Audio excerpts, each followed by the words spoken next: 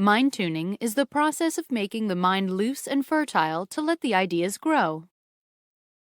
Imagine if a farmland is hard and rigid. Can we grow any seeds? No. We need to make the land fertile enough so that the seeds can survive and grow into plants and trees to bear fruit. In a similar way, if our mind is in a rigid state, no seeds of ideas can grow.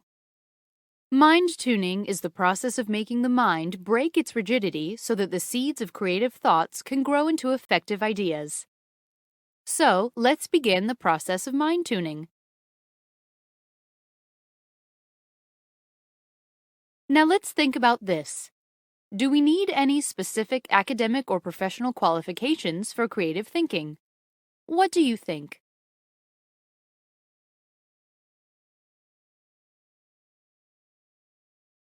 You probably guessed it right. Creativity doesn't ask for qualifications, and here's the proof. Professor Anil from Indian Institute of Management, a prestigious management institute in India, has done a research and found over 100,000 innovations from rural Indian school dropouts.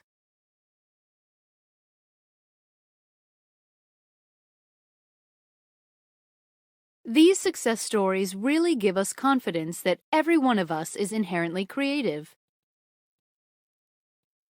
So, we must not underestimate our capability of creative thinking.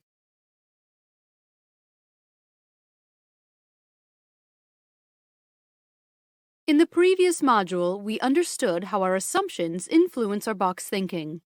So, one of the most important aspects of creative thinking is we must confront our assumptions whenever we are trying to solve problems. When we are trying to solve a problem, we must proactively be aware of all the assumptions about the problem. We should make this as a practice to always think and be aware of the assumptions. After identifying the assumptions, we must question their validity. We should ask ourselves, are these assumptions really valid? If they are not valid, we have a chance to get fresh ideas.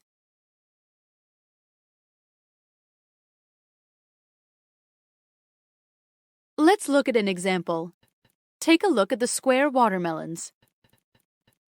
This was a result of an idea by a Japanese farmer.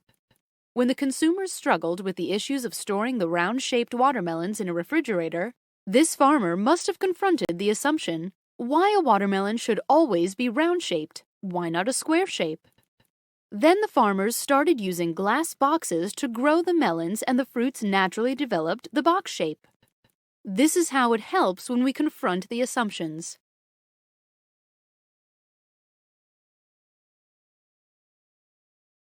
Well, there are some traps and hurdles for creative thinking.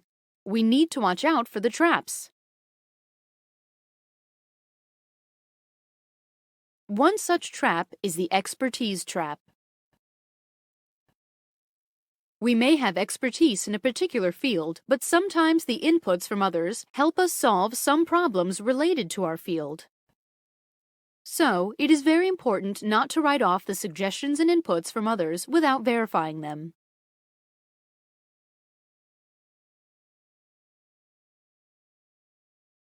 Here's an example of getting into expertise trap.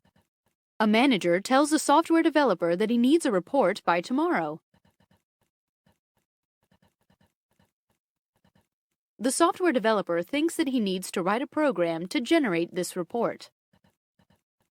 But as he started writing the program, he got stuck with the logic. His colleague, who is an HR member, has noticed this. She thinks all he needs is a simple Excel report. No need to write a software program for this. So, she wanted to help him by giving some inputs.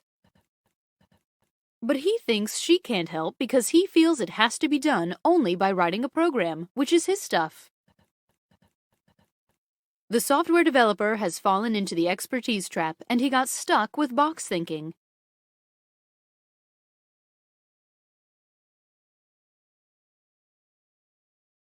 Can we see the ripples clearly when the lake is agitated? No chance. We can see the ripples and creative patterns only when the lake is calm. In a similar way, we can nurture creativity when our mind is calm. How do we calm our mind?